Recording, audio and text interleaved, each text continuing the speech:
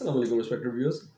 بچوں کی ناف کیوں پھول جاتی ہے؟ ناف سے کیوں انتڑیاں باہر آتی ہیں؟ اس کی کیا وجہ ہے؟ یہ مرض کتنے کب اپیئر ہوتا ہے، کتنے عرصے تک رہتا ہے، اور کیا اس کے لیے جو گھریلو ٹوٹکے کیے جاتے ہیں وہ کرنا ٹھیک ہے یا نہیں ٹھیک؟ میں ہوں doctor Muhammad Ramzan Ansari, assistant professor of paediatrics اور فیملی میڈیکل اسپیشلسٹ. بہت سارے بچوں کی ناف پھول جاتی ہے پیدائش کے کچھ عرصہ بعد. تقریباً 3 ہفتے تک یہ نہیں پھولتی جب تک بچے کے پیٹ میں درد ہونا شروع نہیں ہوتا، اور تب تک کبھی زخم بھی جو ہے وہ آہستہ آہستہ بند ہو رہا ہوتا ہے. کیا وجوہات ہوتی ہیں کہ ناف پھول جاتی ہے؟ کیوں یہ زخم صحیح طرح سے نہیں سکڑتا؟ نمبر ون، اس میں مسئلہ یہ ہوتا ہے کہ آپ بہت زیادہ اس کے اوپر آئل یا کریمز یا آئنٹمنٹ یا ویزلین لگاتے ہیں، جس کی وجہ سے یہ زخم صحیح طرح سے نہیں سکڑتا اور ناف جو ہے وہ ناف کا منہ کھلا رہ جاتا ہے اور اس میں سے انتڑیاں باہر کی طرف بلج کرتی ہیں. جیسے ہی بچہ روتا ہے یا کھانسی کرتا ہے یا چھینکتا ہے یا الٹی کے لیے اس کے پیٹ کا پریشر بڑھتا ہے، تو اس بچے کے انتڑیاں اس کے اندر آ جاتی ہیں، اور جب آپ اس کو واپس پریس کرتے ہیں تو چرننگ ساؤنڈ آتی ہے، ایسے گرگلنگ ساؤنڈ آتی ہے، جیسے کوئی ببلز جو ہیں وہ کریک ہو رہے ہوں اندر. تو یہ انتڑیاں ہوتی ہیں بیسیکلی، جو کہ یہ امبلائکل ہرنیا میں سے یہ ابڈومینل وال کے اندر ڈیفیکٹ، یعنی پیٹ کے مسلس کے درمیان ایک چھوٹا سا ڈیفیکٹ رہ جاتا ہے جو کہ زخم کے اچھی طرح سے نہ سکڑنے کی وجہ سے پیدا ہوتا ہے. اس وجہ سے آپ نے اگر امبلیکل ہرنیا کو، امبلائکل کی ہرنیا کو اپنے پریونٹ کرنا ہے تو سب سے پہلے آپ آئل، کریم، آئنٹمنٹ کوئی چیز ایسے نہیں لگائیں گے. آج کل ایک عجیب سی کریم آئی ہوئی ہے امبلیکا جیل، جس کا کوئی فائدہ نہیں ہے کیونکہ اس کا نام امبلیکا ہے، امبلیکس سے ریلیٹڈ ہے. تو سارے کے سارے چھوٹے چھوٹے جو فارماسسٹ ہیں، چھوٹے چھوٹے ڈاکٹرز ہیں، وہ ان کو بڑا ذہن نشین ہو گیا اس کا نام. تو وہ اس کو بہت زیادہ استعمال کیا جاتا ہے اور اس سے نقصان ہوتا ہے، فائدہ بالکل نہیں ہوتا. اس طرح کی جیل لگانے سے کچھ دیر کے لیے فائدہ ہوگا، تو اس کے بعد جب یہ باقیات اس کی بچی جو رہ جائیں گی، ناف کے اوپر لگی رہ جائیں گی، وہ میل کے طور پہ کام کریں گی اور مزید جراثیم کو کانٹریکٹ کریں گی، مزید اپنے اندر جراثیم لیں گی اور اس سے ناف کی انفیکشن ہو جائے گی. یہ تقریباً جو ناف کا ہرنیا ہے، امبلیکل ہرنیا ہے، یہ 3 سے 4 ہفتوں کے بعد ظاہر ہوتا ہے، اور اسی 3 سے 4 ہفتوں میں بچے کے پیٹ کا درد بھی زیادہ ہوتا ہے اور بچے کو الٹیوں والا مسئلہ بھی شروع ہو جاتا ہے.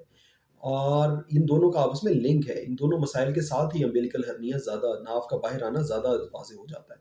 جیسے ہی بچہ جیسے بچہ بڑھتا رہتا ہے 3 سے 4 مہینے کا، تو یہ بجائے کم ہونے کے اور بلکہ الٹا زیادہ ہوتا رہتا ہے. یہ ناف کا جو مسئلہ ہے یہ زیادہ ہوتا رہتا ہے شروع کے چند ماہ میں. یہ فوراً سے کم ہونا شروع نہیں ہو جاتا، یہ شروع میں تھوڑا زیادہ بڑھتا ہے اور پھر اس کے بعد 4 سے 6 مہینے پہ آ کے اسٹیٹک ہو جاتا ہے، اور اس کے بعد پھر آہستہ آہستہ آہستہ آہستہ آہستہ آہستہ یہ کم ہونا شروع ہو جاتا ہے، اور 18 مہینے کی عمر تک یہ ناف کا منہ خود بخود بغیر کوئی فرسٹ ایڈ دیے، بغیر کوئی چیز اس کے اوپر باندھے، بغیر کوئی پٹی لگائے ٹھیک ہو جاتا ہے.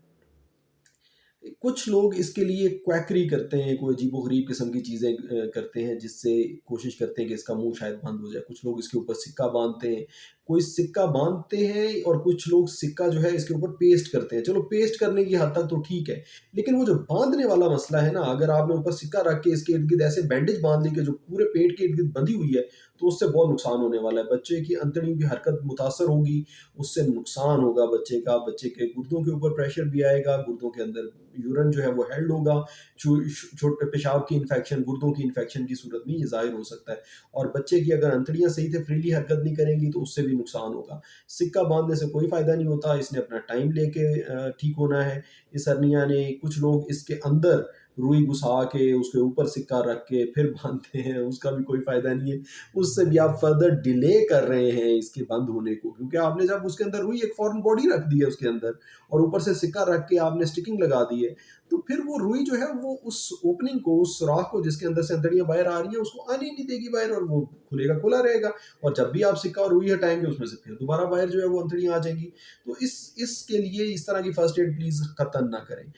جو چیزیں پیٹ کا درد کنٹرول کریں گی، جو الٹی کو کنٹرول کریں گی، ان کے ساتھ امبلیکل ہرنیا کا بار بار نکلنا بھی کم ہو جائے گا، اور بچوں کی گروتھ کے ساتھ ساتھ یہ کم ہو جائے گا. جن بچوں میں 1.5 سال کی عمر پہ بھی ابھی تک امبلیکل ہرنیا ہو اور کافی موٹا ہو، یعنی 1.5 سینٹی میٹر سے زیادہ ہو یا 2 سینٹی میٹر تک کا ہو، تو پھر ان کو آپریشن عام طور پہ کروانا پڑتا ہے، کیونکہ 1.5 سال کے بعد اس کے بند ہونے کے خود بخود اسپونٹینیس کلوجر کے چانسز جو ہیں وہ کم ہو جاتے ہیں.